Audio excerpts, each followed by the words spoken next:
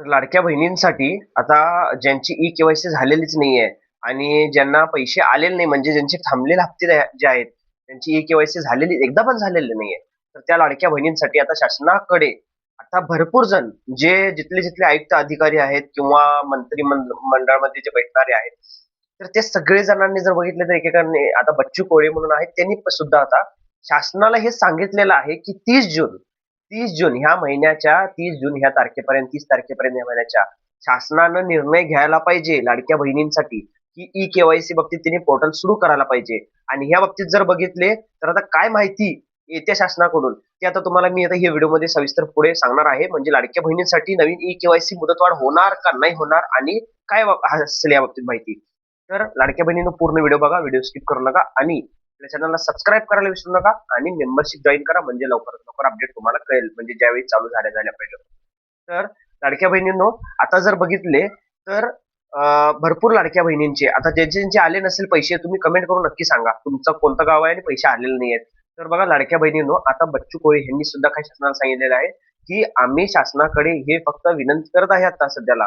मी तुम्हाला ते व्हिडिओ पण दाखवेन आणि त्यांनी सांगितलेलं आहे की शासनाने हे निर्णय घ्यायला पाहिजे की लाडक्या बहिणी जे लाडकी बहीण गरजू लाडकी बहीण आहेत त्यांना अपात्र का करत आहेत. जे अपात्र करायचे आहे लाडकी बहीण त्या अपात्र केले आहेत त्यांनी पहिल्या अगोदर. बट आता 80 लाख लाडकी बहीण अपात्र झालेले आहेत. तर यामध्ये भरपूर असे लाडकी बहीण आहेत की जे अपात्र नसून सुद्धा त्यांना अपात्र यादीमध्ये टाकलेलं आहे. त्यांच्याकडे काही सुद्धा नाही आहे म्हणजे जसं की त्यांच्याकडे सरळ त्यांचं स्वतःचं घर नाही, 2.5 लाख उत्पन्न तर नाहीच आहे. आणि मेन म्हणजे ITR भरत आहेत म्हणून त्यांनी असं सांगितलेलं एक मुख्य कारण म्हणजे ITR भरत असताना जर बघितले तर भरपूर लाडकी बहीण अशी आहेत की जे कधी कोणासाठी त्यांच्या पोरांसाठी किंवा मुलांसाठी जे एज्युकेशन लोन काढलेलं असतं त्यासाठी सुद्धा ते ITR दाखवलेले असेल लोनसाठी किंवा दुसरीकडे हे असेल त्यांचं काही काम असेल फक्त ITR दाखवले असेल फक्त ITR त्या सुद्धा साठी त्यांनी कारण देऊन ते ITR आहे म्हणून त्यांनी त्यांचा लाभ जे आहे ते बंद केलेला आहे. तर हे जे बघितले तर हे सरळ केलेलं नाहीये, हे न्याय नाहीये. म्हणून या बाबतीत जर बघितले तर लाडक्या बहिणींसाठी एक संधी भेटायला पाहिजे आणि त्यांना ई-के-वाय-सी करण्यासाठी संधी भेटायला पाहिजे म्हणून असं त्यांनी सुद्धा सांगितलेलं. आता तुम्ही या आता हे व्हिडिओ एकदा बघा, फक्त 1 मिनिटाचा व्हिडिओ आहे. तुम्ही व्हिडिओ बघा म्हणजे तुम्हाला पण कळेल आणि तुम्हाला या बाबतीत काय मत वाटते तुमचं तुम्ही कमेंट करून नक्की सांगा. म्हणजे जेवढे लोक बघतात ते त्यांना मला सुद्धा कळेल की त्यांना काय वाटते. तर तुम्ही सुद्धा नक्की कमेंट करून सांगा. हे व्हिडिओ एकदा बघा आणि सबस्क्राईब करायला विसरू नका. धन्यवाद. बच्चू कडू यांनी सरकारला घरचा आहेर दिलाय. तर लाडक्या बहिणींचे अर्ज 30 जून पर्यंत मंजूर करा असं बच्चू कडू यांनी मागणी केलेली आहे. काही अर्ज जे आहेत ते बाद झालेले पाहायला मिळतात.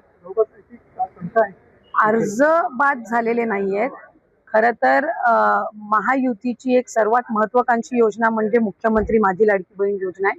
याची ई-के-वाय-सी ची प्रक्रिया ही साधारणपणे गेल्या वर्षी ऑगस्ट महिन्यामध्ये सुरू झाली होती आणि त्याला पहिल्या सुरुवातीच्या ह्याच्यामध्ये जवळपास 3 महिन्याचा कालावधी देण्यात आला होता. मग वाढवून आणखीन 2 महिने दिला, आणखीन 2 महिने त्याच्यामध्ये वाढ झाली आणि असा 8-10 महिन्यांचा कालावधी हा ई-के-वाय-सी साठी दिला होता. आणि ही ई-के-वाय-सी प्रक्रिया ही फक्त ह्या लाडकी बहीण योजनेमध्ये नाहीये, तर ज्या राज्याच्या डायरेक्ट बँक ट्रान्सफरच्या योजना आहेत म्हणजे डीबीटीच्या योजना आहेत ह्या सगळ्यांमध्ये ई-के-वाय-सी प्रक्रिया केली जात असते. आणि हा जो 80 लाखाचा आकडा आहे हा फक्त ई-के-वाय-सीचा नाही. यात ई-के-वाय-सीचे काही महिला असतील ज्यांनी ई-के-वाय-सी केलेली नसेल इतक्या मुदतीत सुद्धा तेही आहेत.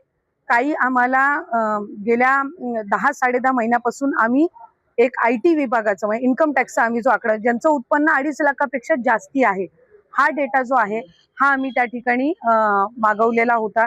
त्याला साधारणपणे 10-11 महिन्याचा कालावधी गेला. तर त्या जवळपास एक 11, 11.5, 12 लाख हा तो डेटा याच्यामध्ये 80 लाखामध्ये समावेश आहे. याच्यात 4.5 पावणे 5 लाख अशा महिला आहेत ज्या 65 वयोगटाच्या पुढे गेलेल्या आहेत जे वयाचा निकष आहे तर त्यामध्ये असतील.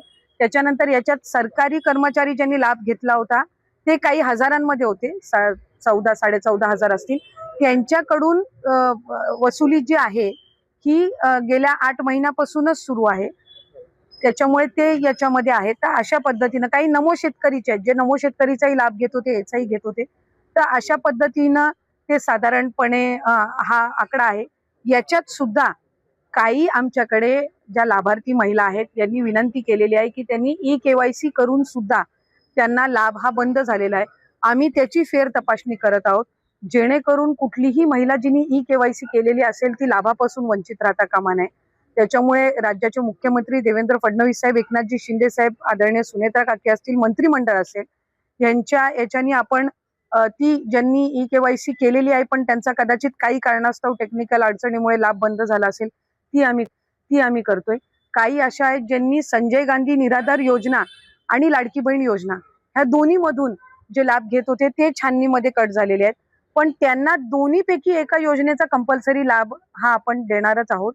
त्याच्यामुळे जे अशा बाय डिफॉल्ट दोन्हीकडे लाभ घेत होते आणि दोन्हीकडनं त्यांची नावं कट झालेली आहेत, त्यांना दोन्हीपैकी एका योजनेमध्येच तरी 100% त्याचा शासकीय ह्या योजनांचा लाभ हा मिळणार आहे. काही जे चुकीचे लाभार्थी आहे ते ई-केवायसी पुढे वगळल्या जातील. ई-केवायसी साठी आपण मुदत वाढवून दिली आणि सुमारे 90% पेक्षा जास्त लोकांनी ई-केवायसी केलेली आहे. आता जे लोक ई-केवायसी त्यांनी केली नाही त्यांच्यासाठी आपण परत मुदत वाढवून दिली.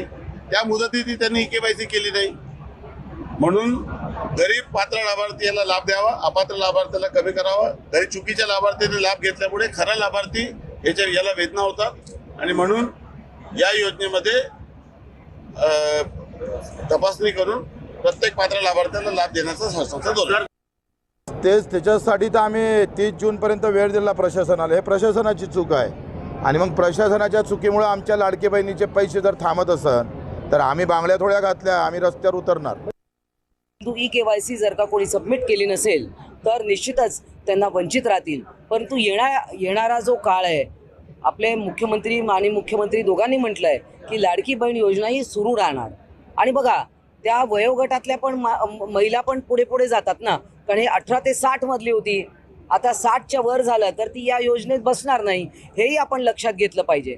त्यामुळे काय होतं की विरोधकांनी त्यावेळेला माहिती आहे की कोर्टात सुद्धा गेले होते विरोधक, ही योजना बंद करा. परंतु तरी लाडक्या बहिणीने महाविकास आघाडीला बरोबर धडा शिकवला आणि महायुतीला निवडून आणलं.